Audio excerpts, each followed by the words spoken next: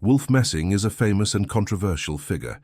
He was considered a man capable of seeing what is hidden from others, but despite all his reputation, he was firm in one thing: the world of the dead is an extremely dangerous territory. To his students, he spoke directly and without softening. If you cross this line, there will be no way back. The one who looks there may disappear forever. Why did the man who spent his whole life predicting fates and looking into the future fear this topic so much? What did he know that no one else knew? Messing himself claimed that he never communicated with the dead. At least, that is what he said. When during his performances people asked about the soul or what awaits a person after death, he answered evasively. And requests to contact the world of the dead he cut off immediately. It is dangerous. However, towards the end of his life, he began to hear voices. They sounded from afar, and as he admitted, belonged to departed people. When telling about this, he always made a reservation. I am not sure that these are really them. Were these fears, loneliness, old age, or something beyond understanding? The answer never appeared. One of the strangest cases happened at one of his performances. A man in the hall said that his father died in the war. The story continued later. After the evening ended, Messing himself found this man and said, "Your father cannot find peace. He wants you to find his grave." Messing named a village he had never heard of before. A few days later, the man went there and indeed saw his father's surname on the slab of a mass grave. Messing himself possessed another frightening ability. He knew the moment of death, including his own. He called this not a gift, but a curse. On the night before his death, he refused the support of friends and stayed alone. "I need to be alone," he said. "I have an important conversation." With whom exactly he was speaking remained unknown. Already in the hospital, Messing looked like a broken man. His voice became quiet, his gaze empty, as if all energy had left him. The operation went successfully, but a few days later, his kidneys failed. Shortly before his death, he wrote a note. "Today I will leave. There will be no pain." Messing believed that death is not the end, but a transition. The soul, according to him, goes to another world from which there is no return. But he constantly emphasized, searching for this world is dangerous. You can lose everything and never come back, he warned his students. Even after his wife's death, he spoke about her as if she had simply stepped out for a moment. This was his way of coping with the loss. But at the same time, he always repeated, life is unique, and nothing beyond the boundary can replace it. The legacy of Wolf Messing is not only stories about his abilities, but also a serious warning. He knew about the existence of a hidden world, but believed that a person should not approach it. "When people tell me that they envy my gift," he said, "I want to shout, you do not understand what you are envying. Can one envy a convict? A convict still has a chance to escape, but from oneself, no."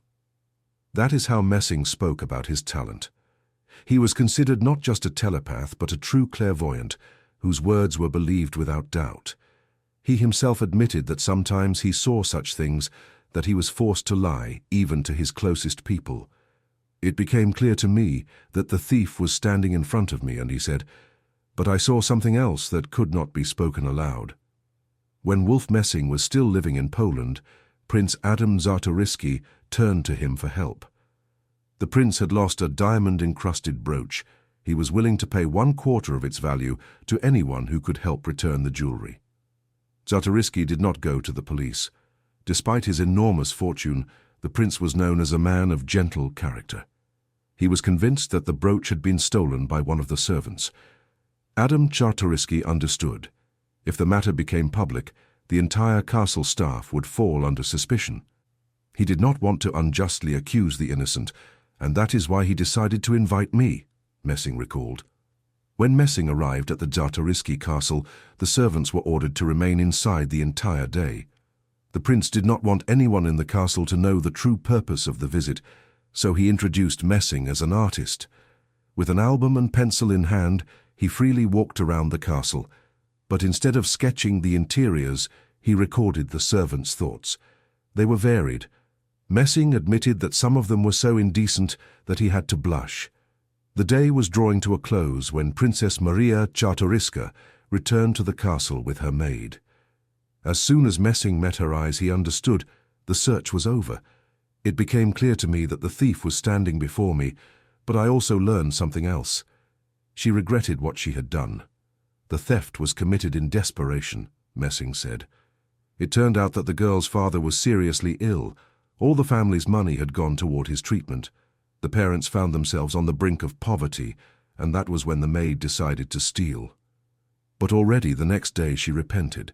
In the garden she had seen how the entire castle was turned upside down because of the missing brooch. The girl realized it was no longer possible to return the jewelry unnoticed. It would immediately arouse suspicion. The story touched Messing. He promised to help her. The clairvoyant decided to plant the brooch in an unusual place and then discover it using his abilities. But he understood. The prince would certainly want to know who the thief was. The answer, "I do not know," would not satisfy Czartoryski because he believed that Messing was capable of seeing more than others. A solution was found quickly. A servant in the castle had a son who suffered from mental retardation. The prince was the boy's patron. Messing understood. Suspicion would fall on him. He hid the brooch in the mouth of a stuffed bear. For greater credibility, other items were placed there as well, a silver thimble, a teaspoon, and a few other small things. The hiding place looked convincing. When the prince was shown the find, he immediately understood everything. "Could it be Adasco, the servant's son?" he said. Messing had only to nod in response. "What happiness that there are no real thieves in my house. Mr. Messing, thank you for once again restoring my faith in people," the moved Czartoryski exclaimed. For his work, Messing received a generous reward, although it did not amount to even 1% of the brooch's value. The jewelry was literally covered in diamonds. What struck Messing was that the princess kept it in an open drawer. It was not surprising that this valuable item became a temptation for the poor maid. Messing believed that any person, even the most upright, could have found themselves in her place. It is no coincidence that in the main Christian prayer it is said, "Lead us not into temptation." Several years later, Messing saw this maid at one of his performances. He recognized her immediately. She was sitting in the second row with a huge bouquet of roses on her lap. After the performance, she handed him the flowers and immediately left. He did not have time to talk to her, but he learned that everything was fine with her. The realization that back then in the prince's castle he had made the right decision brought him relief. Fate knows how to arrange strange twists. This was not the only case when Messing had to resort to deception. Once he lied to save his brother Berla from prison. Berla had gotten involved with swindlers. He also had to conceal the truth during his performances, especially during the war years. In the 1940s, people often came to his shows wanting to learn the fate of their loved ones. At that time, Messing followed a strict rule: to tell people only good things. He understood. For many, hope was the only thing keeping them from despair. "Did I have the right to take it away?" he said. Like other prophets, sometimes I had to lie, even to friends and relatives of those who had gone missing. When the truth came out, some of them were offended. But I have a soul. How can I, looking into a mother's eyes, tell her that her only son is no longer alive? Sometimes he liked to repeat an old thought. "Bad news can wait," Wolf Messing admitted. The myth of the great hypnotist and clairvoyant Wolf Messing is one of the few cases where one can precisely indicate the moment of its appearance and even the authors. The canonical version of the legend was set forth in the artist's memoirs, written by the journalist of Komsomolskaya Pravda Kvastunov and published in the magazine Nauka I Religia in 1965 year. Of course, this was not a completely free flight of fantasy.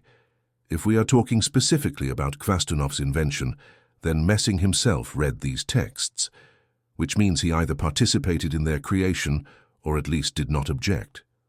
And this is easy to understand, but why would a stage hypnotist refuse such advertising? Until 1965 year, that is, until the moment when the general public began to be told about the alleged many years of telepathic connection between Messing and Einstein and Sigmund Freud. about his secret visits to the Kremlin to Stalin without passes, about the famous receipt of 100,000 rubles in the savings bank on an empty sheet of paper, he was not particularly known. Yes, in Soviet years, starting from the 1920s and almost until the end of the era, mind reading and hypnosis were a popular variety and circus genre. By the way, Bulgakov wrote about this as well. Magicians performed as illusionists, accompanying their acts with anti-religious lectures. This is precisely what explains the appearance of the memoirs. Today it is difficult to understand what relation the adventures of Wolf Messing have to the science mentioned in the title of the magazine. Part of the explanation lies in the ordinary observation of the artist, the ability to read micro-movements and facial expressions. Instead of exposing so-called psychics, Kvastunov, through the image of Messing, as it seemed to the ideologists of the anti-religious struggle at that time, devalued mysticism. In the Soviet Union, the fight against obscurantism was understood primarily as a fight against religion, and this technique worked. How elementary tricks with planted participants worked, and with Messing himself as well, the Soviet and then post-Soviet reader was inclined to take on faith. The logic was simple. If the book is published, it means it passed censorship, which means someone checked the facts. As a result, the myth about Messing received official status and became the basis for many secondary legends that developed already in Soviet times. In particular, real ideas about hypnosis as a medical method with limited possibilities were replaced by belief in it as an inexplicable paranormal force, almost equal to magic. This finally took root already in the new millennium. And only in the new millennium people began to be bothered by the fact that all the stories about Messing's exploits are known exclusively from his own words, transmitted through Kvastunov. Attempts at verification predictably showed fiction in this story is essentially everything, completely. In the savings bank, judging by the errors in the descriptions, neither Messing nor Kvastunov ever received large sums. Stalin most likely did not even know about Messing's existence. Hitler did not announce a reward for his head, except perhaps he informed Messing himself about it telepathically. Then it becomes clear why the reward was never awarded. Besides the hypnotist himself, no one knew about it. Thus, fiction turned out to be not only Messing's ability to work with random people rather than with planted ones. When other illusionists accused him of using stage tricks, Kvastunov decided to prove his uniqueness and did it in the most unexpected way. It turned out that fiction was not only the image of the seer, but Wolf Messing himself as a personality. Until he received a Soviet passport in this name in 1939th year, such a person practically did not exist, at least as a known illusionist. Studies of pre-war Polish and other European magazines showed that none of the touring magicians abroad could have been Messing. Most likely he began his career as a variety hypnotist already in the Soviet Union.